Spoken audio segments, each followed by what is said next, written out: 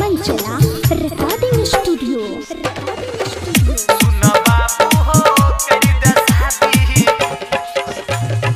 अखन अपने सब सुन रहल छी संजीत लाल यादव के म्यूजिक बाय डीजे गुड्डू राज। हाँ सुन बाबू हो करी दे शादी बड़ा दास्त में होइया हो। सुन बाबू हो करी दे शादी बड़ा दास्त में होइया हो।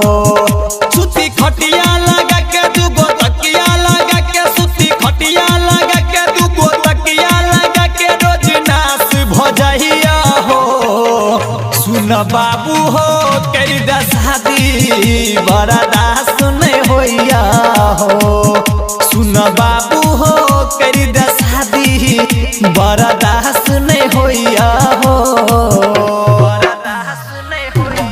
DJ Guddu Madhubani, DJ Guddu Madhubani, DJ Guddu Madhubani.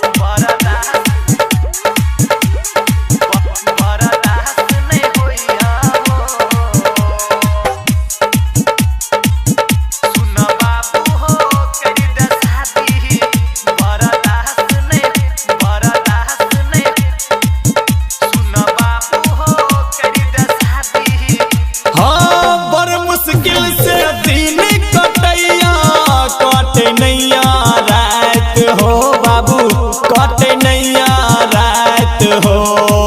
5 feet 6 inch के हमार लंबा चौड़ा हाइट हो बाबू लंबा चौड़ा हाइट हो। बड़ मुश्किल से दिन कटैया कटे नैया रात हो। 5 फीट 6 इंच के हमार लंबा चौड़ा हाइट हो।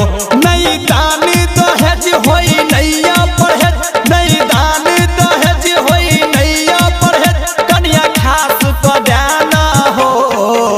सुन बाबू हो करी दे शादी बड़ा दास्त में होइया हो।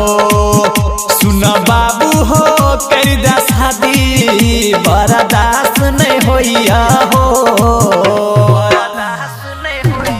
DJ Guddu Madhubani, DJ Guddu Madhubani, DJ Guddu Madhubani.